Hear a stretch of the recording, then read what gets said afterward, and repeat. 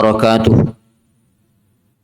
Bapak dan Ibu serta saudara jemaah salat zuhur Masjid Raya Syekh Ahmad Khatib Al-Minangkabawi Provinsi Sumatera Barat yang hadir pada siang hari ini, yang kami hormati, yang kami muliakan.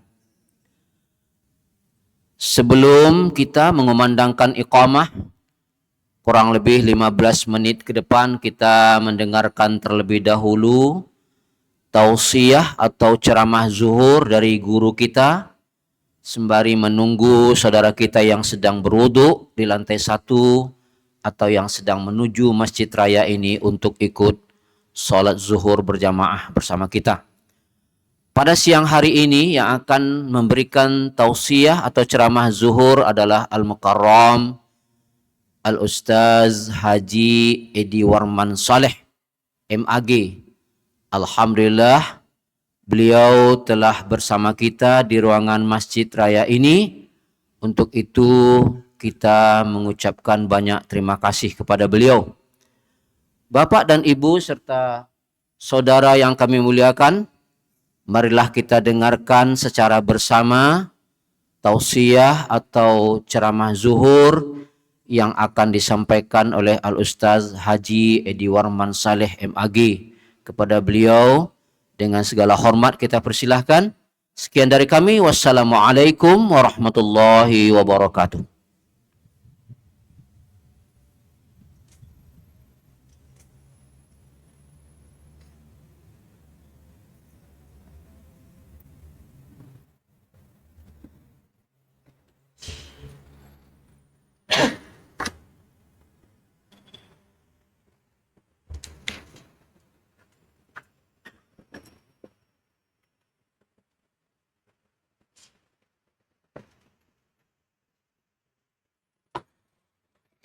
Assalamualaikum warahmatullahi wabarakatuh. Hamdan wa syukran lillah, summa salatan wa salaman ala rasulillah. Asyhadu an la ilaha illallah wahdahu la syarikalah, wa asyhadu anna Muhammadan abduhu wa rasuluh sallallahu alaihi wasallam, la nabiyya ba'dah. Allahumma salli wa sallim wa barik ala Muhammad wa ala alihi wa ashabihi ajma'in. Isma'u ma qala Allah ta'ala fil Qur'anil Karim. A'udzu billahi minasy syaithanir rajim. Wa ma kana rabbuka muhlikal qura hatta yab'atsa fi ummiha rasula yatlu 'alaihim ayatina. Wa ma kana muhlikil qura illa wa ahluha zalimun. Taqabbalallahu minni wa minkum, taqabbal ya karim. Untuk dasar kajian zuhur kita hari ini, tampilkan pada Quran surat yang ke-28, surat Al-Qasas ayat 59. Yang saya hormati pengurus Masjid Raya Syekh Ahmad Khatib Al-Minangkabawi beserta seluruh unsur pengurus yang hadir pada siang hari ini. Seterusnya kepada seluruh jamaah zuhur yang tidak kami sebutkan satu persatu nama, gelar dan jabatan. Semoga saja kita dalam lindungan dan rahmat Allah Subhanahu wa taala. Sebagai dasar kajian kita, tampilkan pada surat yang ke-28, surat Al-Qasas ayat yang ke-59. Wa ma kana rabbuka muhlikal qura hatta yab'atsa fi ummiha rasulam yatlu 'alaihim ayatina. Dan Tuhanmu tidak akan membinasakan sebuah negeri hingga diutus ke ibu kota negeri itu seorang rasul menyampaikan, membacakan ayat-ayat kami kepada mereka. Dan tidak pula kami membinasakan sebuah negeri kecuali penduduk negeri itu melakukan kezoliman kepada Allah Subhanahu wa taala.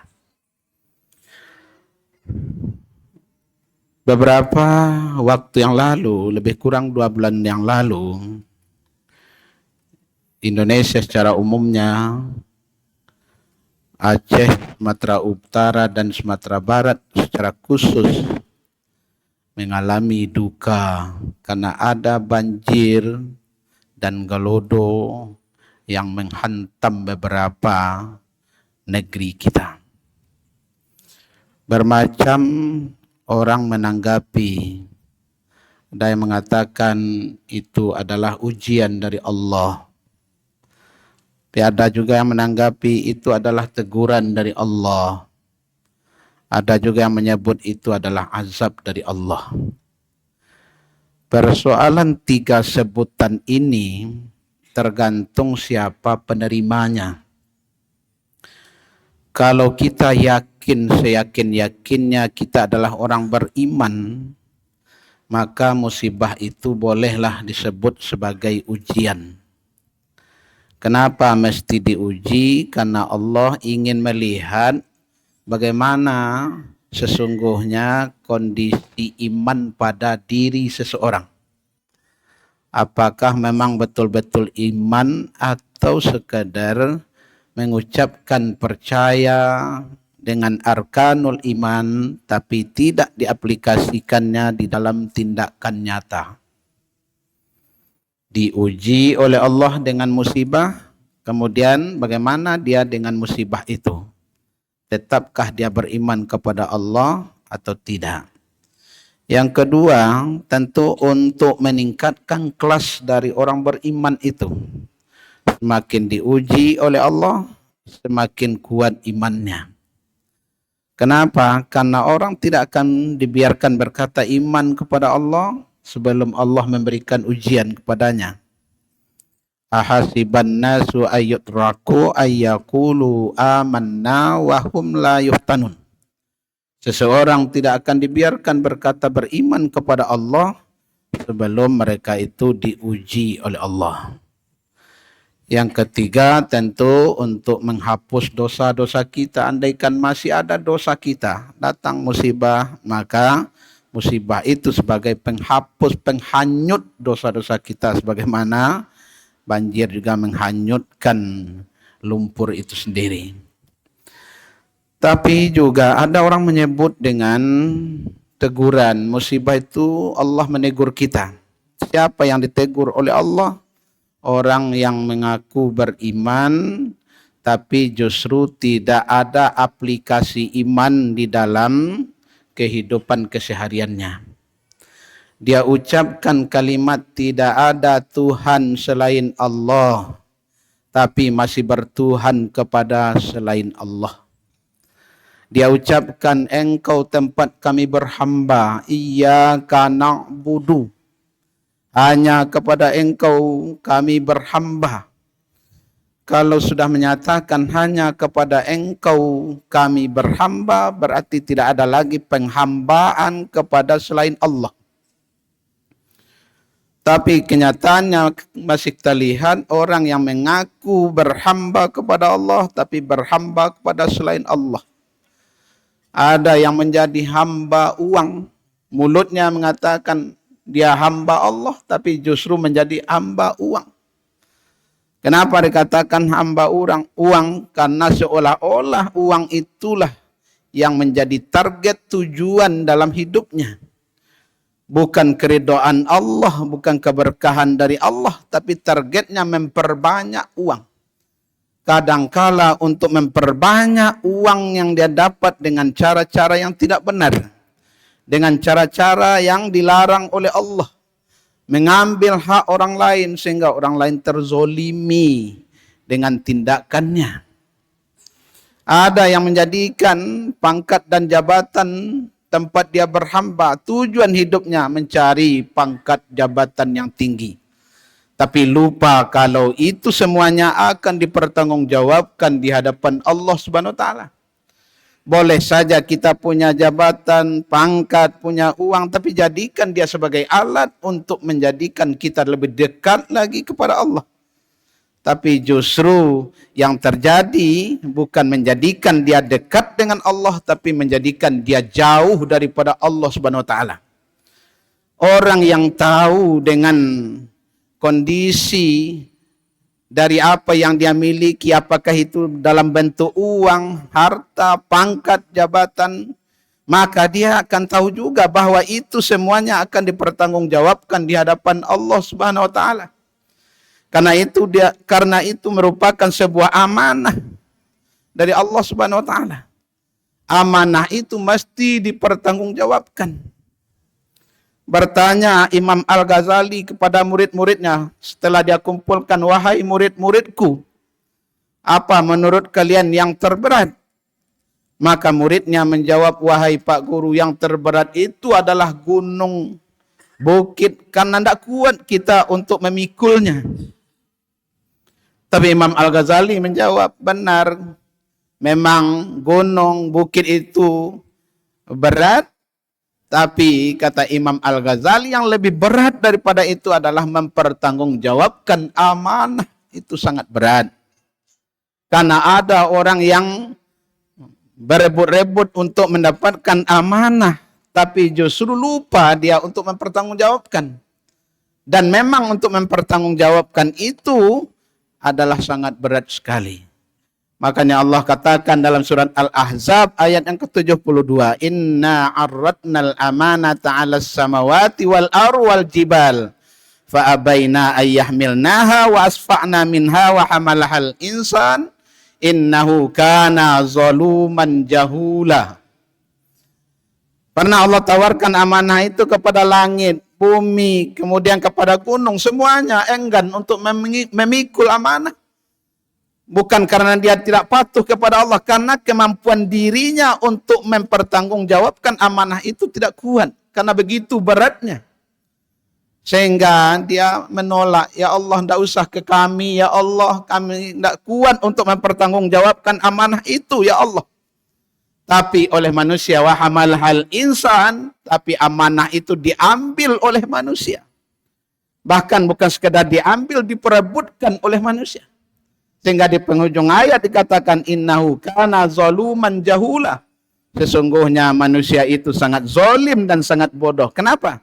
Karena dia tidak tahu kalau itu justru berat pertanggungjawabannya di hadapan Allah. Tapi bagi orang yang menghambakan diri kepada harta, pangkat, jabatan dan lain sebagainya diperebutkan. Tapi lupa kalau itu semua akan dipertanggungjawabkan di hadapan Allah. Nah, untuk orang seperti ini ditegur oleh Allah dengan datangnya musibah, mudah-mudahan kembalilah ke jalan yang benar. Kembalilah kepada iman yang sesungguhnya, kembalilah kepada Islam yang kafah. Jangan Islam hanya ketika kita pakai Islam hanya ketika menguntungkan, tapi ketika Islam membawa kerugian, kita tinggalkan Islam. Tapi sesungguhnya pada hakikatnya berislam bukan membawa pada kerugian. Boleh orang mengatakan rugi secara kehidupan dunia, tapi ketika berpegang teguh kepada Islam, kita pasti menjadi orang yang menang pada kehidupan akhirat kita. Ada yang ketiga menyebutnya dengan azab dari Allah. Siapa penerimanya? Tentu adalah orang yang ingkar kepada Allah. Tidak sama sekali melaksanakan perintah. Tidak mau meninggalkan yang dilarang. Untuk orang seperti ini diberikan musibah gunanya untuk mengazab mereka. Bapak dan Ibu jamaah zuhur rahimakumullah, apakah sebagai ujian, teguran atau azab, maka ayat yang kita bacakan tadi itu sebagai indikator untuk penguji di mana posisi kita. Maka dikatakan, dan tidaklah diminasakan suatu negeri oleh Allah kecuali telah diutus seorang rasul ke negeri itu membacakan ayat-ayat Allah kepada mereka. Rasul sudah diutus kepada kita. Secara fisik memang Rasul tidak ketemu dengan kita. Tapi secara ajaran sudah ditinggalkan oleh Rasul kepada kita. Tandanya Rasul diutus. Ditinggalkan Al-Quran. Karena penerima Al-Quran itu adalah Rasul Allah. Kalau boleh didefinisikan secara sederhana, itu Al-Quran, kalamullah yang diturunkan kepada Nabi Muhammad melalui malaikat Jibril agar disampaikan kepada umatnya beribadah membacanya. Kalau dipakailah definisi sederhana ini, bahwa penerima Al-Quran adalah Nabi Muhammad. Al-Quran itu sudah ada di tangan masing-masing kita hari ini. Mungkin secara mushaf yang tertulis dalam kertas mungkin tidak kita bawa, tapi melalui handphone kita, Android kita, sudah kita isikan aplikasi Al-Quran di dalamnya. Al-Quran itu sudah diterima oleh Nabi Muhammad untuk kita. Dan itu sudah disampaikan. Dan tidak ada satu huruf pun daripada Al-Quran yang disimpan oleh Rasulullah. Sudah sampai semuanya kepada kita. Dari malaikat Jibril diterima oleh Nabi Muhammad. Nabi Muhammad menyampaikan kepada para sahabatnya. Sahabat menyampaikan kepada tabi'in. Generasi berikutnya sampailah kepada kita. Al-Quran sudah sampai. Tapi ketika dia tidak kita amalkan, maka datanglah musibah daripada Allah, membinasakan negeri. Yang kedua, Allah tidak akan membinasakan sebuah negeri kecuali penduduk negeri itu melakukan kezoliman kepada Allah. Apa itu kezoliman? Tidak cocoknya antara yang sebenarnya dengan yang terjadi. Yang seharusnya lurus, tapi yang terjadi bengkok, namanya zolim. Yang seharusnya halal tapi haram, namanya zolim. Yang seharusnya benar tapi salah, itu namanya zolim. Penduduk berlaku zolim. Nah, makanya ada orang membagi zolim pada empat. Ada orang yang zolim kepada Allah, zolim kepada diri sendiri, zolim kepada orang lain, zolim pada lingkungan. Apa bentuk kezoliman orang kepada Allah? Pertama, orang sangat mudah melakukan kesyirikan, mempersekutukan Allah. Di satu sisi dia katakan Allah sebagai Tuhannya, tapi masih menuhankan yang lain. Zolim namanya. Yang kedua, zolim kepada Allah, orang mudah meninggalkan kewajiban, namanya zolim. Yang paling mudah ditinggalkan orang sekarang adalah melakukan ibadah salat. Tahun 2019 dilakukan penelitian oleh komunitas Muslim Indonesia. Apa yang terdapat? Katanya, orang Islam di Indonesia itu sangat banyak, 85% orang Islam. Kalau 270 juta umat Islam, 238 juta itu adalah umat Islam. Bangga kita, jumlah kita banyak. Tapi setelah dilanjutkan penelitian, berapa persen umat Islam yang 85% itu yang melakukan sholat yang tak pernah tinggal sholatnya. Mulai dari subuh sampai isanya. Rutin dia melakukan ibadah sholat sesuai dengan waktunya, itu hanya 38,9%. Tidak sampai umat Islam Indonesia 40% yang melakukan ibadah sholat. Membuktikannya sangat mudah. Lihat di rumah-rumah kita, di tetangga kita. Kita di rumah, berapa orang anggota keluarga kita? Berapa orang yang sholat? Katakan kami 4 orang sholat semuanya. Tapi ada tetangga 4 orang juga, tidak sholat 1 orang pun. Oh, kami di kampung kami semuanya sholat. Tapi bagaimana dengan perkampungan sebelah? Orang tidak sholat. Bagaimana akan tercegah dari perbuatan keji dan mungkar? Sholat saja tidak. Dilakukan tapi tidak berdiri nilai-nilai sholat dalam kehidupan kita, belum akan mencegah kita dari perbuatan keji dan mungkar. Apalagi tidak melakukan sama sekali. Harusnya kita sering mengatakan Sumatera Barat, adat basandi sarak, sarak basandi kitabullah. Kita bersandikan kepada kitab Allah. Tapi lihat di hari Jumat. Kenapa banyak kendaraan yang lalu lalang? Apakah semuanya pengemudinya, sopirnya itu bukan orang Islam atau perempuankah? Masih banyak kita lihat dia bukan dari kalangan non-Islam, bukan dari perempuan, masih laki-laki Islam dia. Kenapa banyak mondar-mandir? Harusnya hari Jumat itu tidak ada lagi kendaraan yang mondar-mandir. Kalaupun ada yang lalu lalang kendaraan, itu pasti sopirnya bukan orang Islam. Bukan sopirnya laki-laki, tapi adalah perempuan. Itu yang terjadi. Pesta pernikahan, anak daro jemara pulai, tidak sholat. Tambah dengan kedua orang tua, kedua belah pihak tidak sholat. Belum lagi sumandannya tidak sholat. Lantas nanti selesai pesta diminta Ustadz untuk bacakan doa. Mudah-mudahan dia menjadi keluarga sakinah, mawaddah, warahmah. Apakah ini caranya mendapatkan keluarga sakinah, mawaddah, warahmah? Jauh daripada apa yang kita harapkan. Doa saja tidak cukup. Mesti diikuti dengan ikhtiar, ada usaha kita. Masa doa saja, dipanggil ustadz yang paling hebat berdoa ke rumahnya supaya menjadi keluarga sakinah mawaddah warahmah. Caranya saja tidak benar, maka akan terjadi keluarga sakinah mawaddah warahmah. Inilah yang terjadi di negeri kita, mudah meninggalkan kewajiban. Kemudian yang lebih parah lagi hasil penelitian, dari 38,9% orang melakukan ibadah sholat, yang mau untuk melakukan sholat berjamaah itu 5 waktu mulai dari subuh sampai kepada isya, setiap hari rutin dia berjamaah, 2% dari umat Islam Indonesia. Kita mengatakan sholatul jamaah afdalu min sholatil fardhi bi 27 derajat. Sholat berjamaah lebih utama dibandingkan dengan sholat sendiri 27 derajat. Ada kantornya, ada sekolahnya, ada tempat bekerjanya, dekat dengan masjid, dekat dengan musala, azan orang harusnya ke masjid. Tapi lebih memilih di sudut-sudut meja, digesernya meja sedikit, sholat di sudut meja.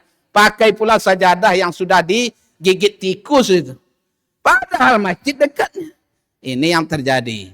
Kita mengatakan, kalau ada orang yang menghina ajaran Rasulullah, marah kita. Tapi kita sendiri sudah menghina ajaran Rasulullah.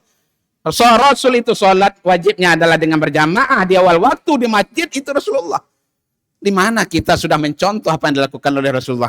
Mungkin karena waktu itu sajalah yang bisa kita sampaikan. Mudah-mudahan ada manfaatnya untuk kita bersama dan juga saya yang menyampaikan.